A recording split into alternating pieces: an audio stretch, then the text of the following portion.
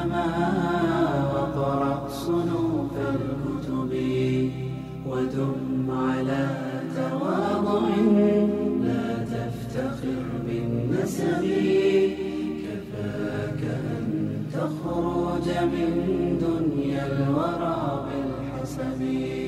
بالعلم بل بالأدب أعلى الرتب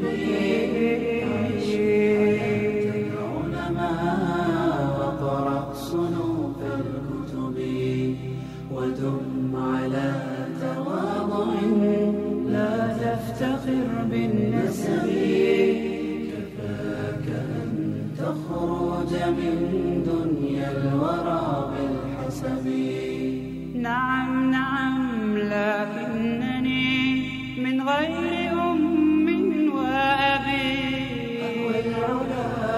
وليس لي ما لن يقضي أربي من يا ترى يضمني يمدني